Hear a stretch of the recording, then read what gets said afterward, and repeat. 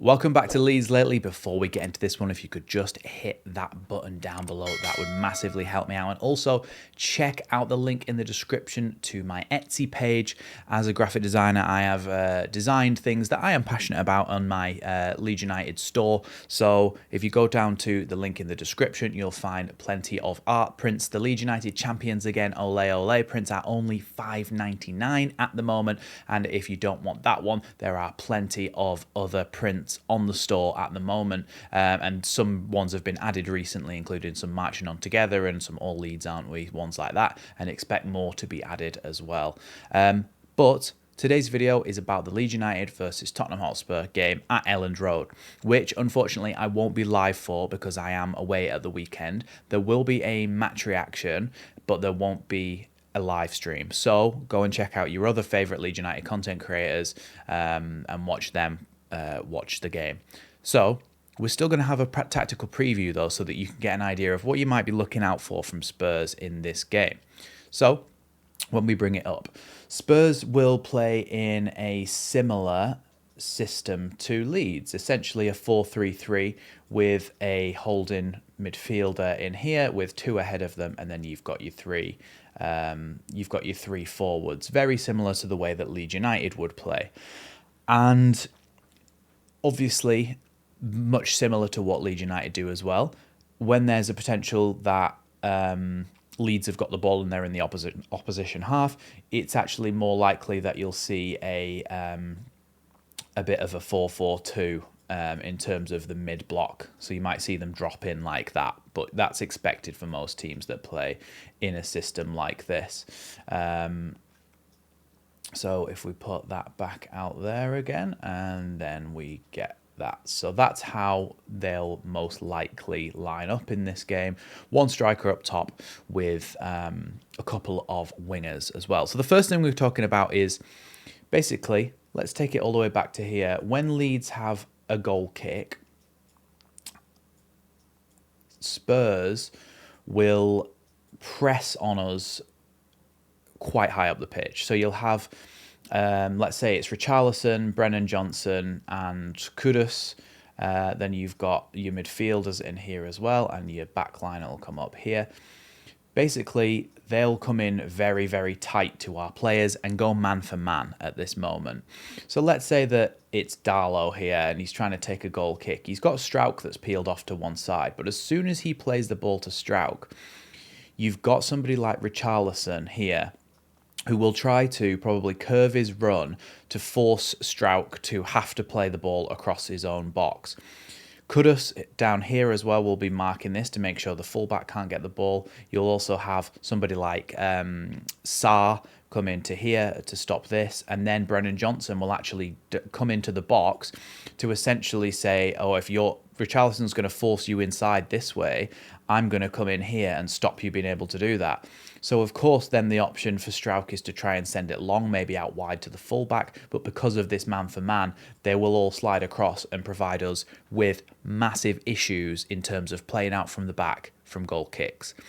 So I think this is going to be one of the easier things to avoid. I think this worked really, really well in Thomas Frank's game against Manchester City, one of his first games, because Manchester City are so committed to playing out from the back, and also there's a kind of level of ego from somebody like Pep Guardiola, is that another team's come in and trying to make us not play out from the back, that's going to make me want to do it even more. And of course they conceded from it in a very similar situation to this.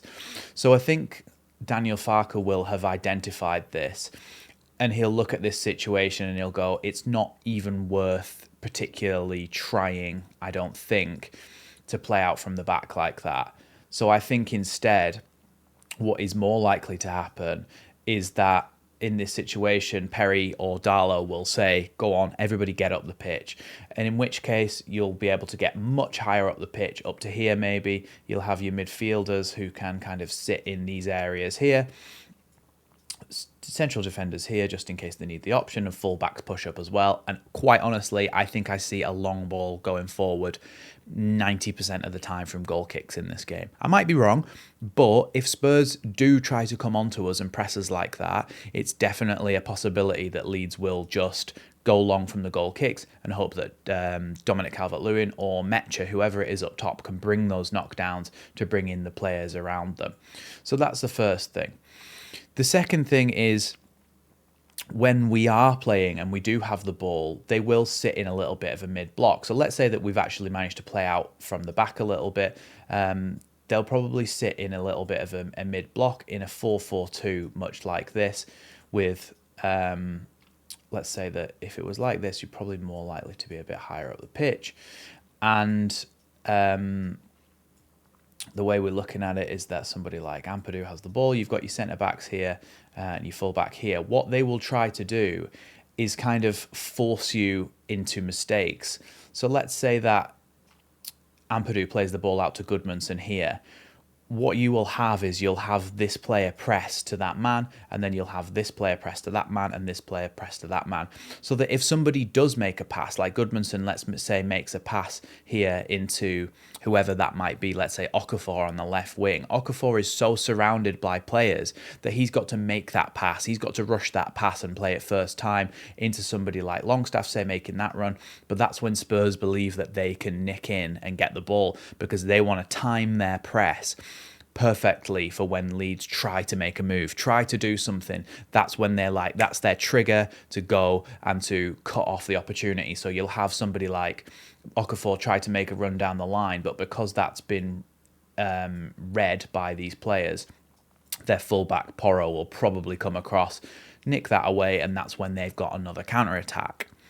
So before we move on, because this does segue nicely into the next bit, before we move on, it's important then that when Leeds do have the ball in these situations, they play the ball fast before Spurs even manage to get into their mid-block. Or when they are in their mid-block, it's about being careful not to leave too many gaps behind you as well, which is why it's important to have this kind of rest defence, whereby Ampadu has the ability, if needed, to drop in to the back three. So let's say that Spurs have won the ball back after Leeds have just tried to play it up the line. You've had Goodmanson into Longstaff. He's tried to play a ball back to Okafor. Now Okafor has to make a recovery run because Porro has picked up the ball. Often for Spurs, you will find that you'll have the midfielders in here, and you'll have quite a lot of the passes will come down one side. And at the moment, it's probably more that the passes will particularly come down Kudus' side. So let's say that Kudus, Sarr and Richarlison are playing little triangles in here and they're trying to get forward.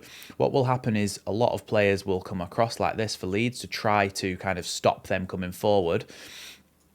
And what that will leave is the one player out here. So let's say it's Brennan Johnson. He will stick as high and wide as possible to try and basically isolate himself 1v1 against Bogle or whoever the fullback is that's playing there in any game for Spurs. The idea being that basically if you play over on the right-hand side for them and you have the ball in these areas, the whole Leeds team is going to, as you are kind of supposed to in football, slide across into these areas to try to stop them being able to play their football. But the idea is that when they do get the ball in here, somebody like Palhinha, somebody like Pape Matar Sarr, or whoever it might be in that midfield, can hopefully either get the ball across and then into the number 7 over there, or play a long ball over the top to switch the play to get in behind, which they are quite effective at doing. He did this at Brentford as well with Kevin Schade last season, Thomas Frank. So it's important that Leeds are alive to that switch, which is something that definitely caught us out a lot under the Jesse Marsch era.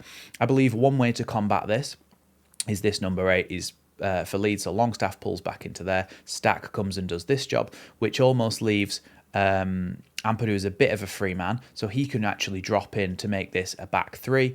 And then because you've got Bogle in this situation here, let's say that Bogle does get bypassed by that, you've got somebody that can go over and combat the ball. So Rodon can go over and combat the ball in the knowledge that Ampadu is here to tuck in for behind him, and Struijk is here. So even if all the rest of these players are making recovery runs and somebody like Johnson does get in behind, you've still got 2 players in the centre of your defence to try to win that aerial ball.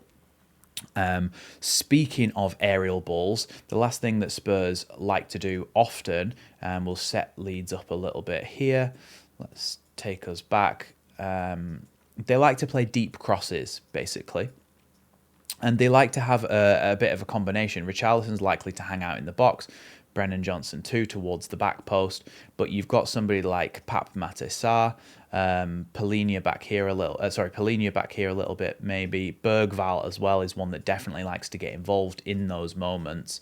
And essentially, let's say that they come into the box here. Leeds will have to be very, very strong defensively in these situations, because they like to get the ball into Kudus, and then when Leeds do press, if they can drop the ball back off to somebody like Porro, they've got those triangles. They like to create an overload over on the right-hand side with 3 players in there. That might be Bergvall, Porro, and Kudus, for example. When they do, if they can get the ball dropped back off and lay it off to somebody like Porro, that's when they love to put deep crosses into the box. So we're going to have to be really alive and on our game to be able to stop those deep crosses coming into the box and to be able to head them away when we need to. Now, Rodon and Struijk have been really good at that so far this season, but they're going to have to be alive to the danger. You're also going to have Anton Stack. I know he's not actually number 6, he plays 18. But he's going to have to be alive to it as well. He's going to have to drop into this space with his great height. Longstaff as well, maybe doing a job at the front post. The goal against Burnley where